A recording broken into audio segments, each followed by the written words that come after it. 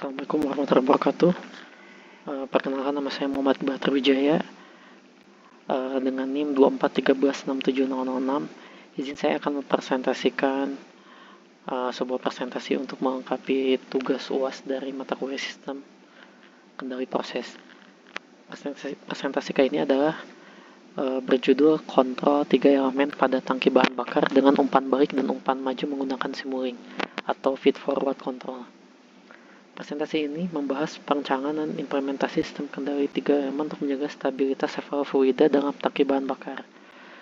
Kami akan mengeksplorasi pemodelan dinamis, simulasi menggunakan madrap simulink, dan tuning pengendali PID untuk mencapai performa optimal. Pendahuluan. Mengapa kontrol 3 elemen penting? Pertama, pengendalian level fluida dalam tangki bahan bakar sangat krusial dalam sistem pembangkit energi. Ketidakstabilan tekanan dan laju aliran dapat menyebabkan deviasi level yang signifikan, beresiko terhadap performa dan keselamatan sistem. Pendekatan kontrol klasik tidak lagi cukup untuk menghadapi kompleksitas dinamis ini. Maka solusi yang ditawarkan adalah solusi kontrol 3 elemen, di mana penggunaan sistem kendali 3 elemen yang mengombinasikan kontrol umpan balik, umpan maju, dan akan menjadi solusi yang lebih tepat guna. Ini pun dapat mempertahankan kestabilan level tangki dengan pertimbangan efek dari tekanan dan laju aliran secara simultan. Tujuan dan perumusan masalah.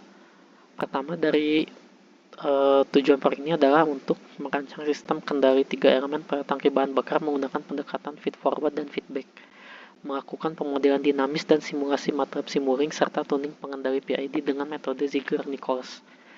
Lalu perumusan masalahnya adalah bagaimana struktur 3 elemen kendali ini terapkan pada tangki dinamis, bagaimana model sistematis disederhanakan, sejauh mana efektivitas tuning Ziegler-Nichols dalam meningkatkan performa sistem kendali tangki. Di sini ada gambar dari plan dan instrumentasinya, di mana ada 3 tangki, yaitu tangki utama untuk menjaga level fluida, lalu tangki kedua untuk menampung limpahan, dan tangki ketiga sebagai cadangan pasokan.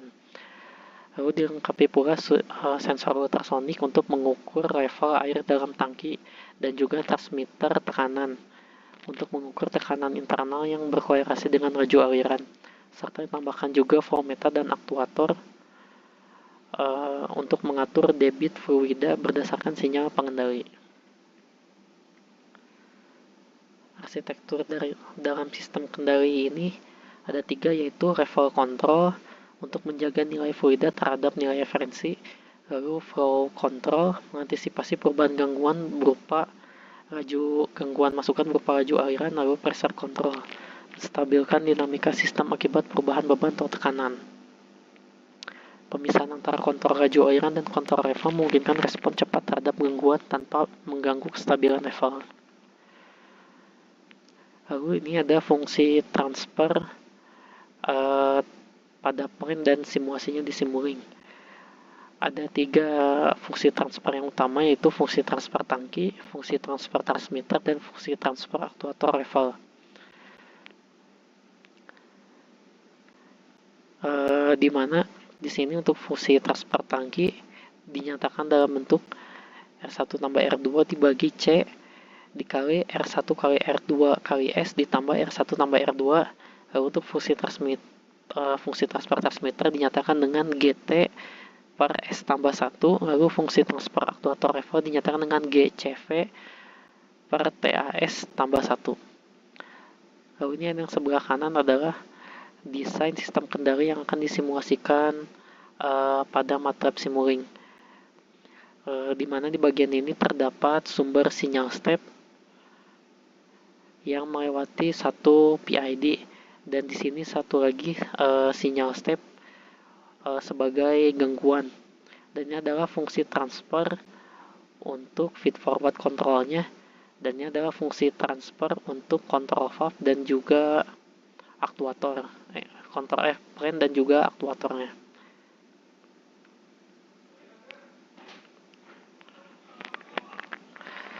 Hasil implementasi simulink matrap.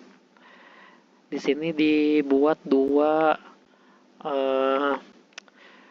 simulasi, yaitu simulasi open loop dan juga closed loop. di mana simulasi open loop ini tidak memakai umpan balik dan hanya memakai dua fungsi transfer, yaitu control valve sebagai aktuator dan juga plan. Digunakan untuk mengetahui karakteristik dasar dari sistem kendalinya. Lalu yang kedua adalah desain closed loop, di mana ditambahkan satu umpan balik. Di sini digunakan untuk mencari tahu respon osilasi yang nantinya digunakan untuk metode Ziegler-Nichols. Lalu ini adalah hasil respon dari metode closed loop, di mana didapatkan untuk hasil respon berosilasi seperti ini dengan memasukkan nilai KCR sebanyak 59. Lalu dihitung nilai antara puncak ke puncak atau lembah ke lembah, yaitu mendapatkan nilai 5.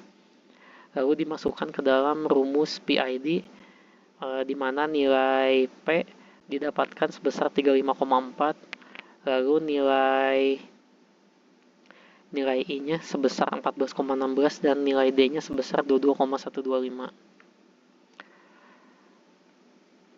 Lalu nilai tadi dimasukkan ke dalam desain sistem kendali yang sudah digambarkan di MATLAB dan didapatkan respon seperti di gambar kiri, di mana respon yang sebelah kiri ini dia menunjukkan settling time-nya sekitar 0,07 detik dan mengalami overshoot sekitar 2,68%.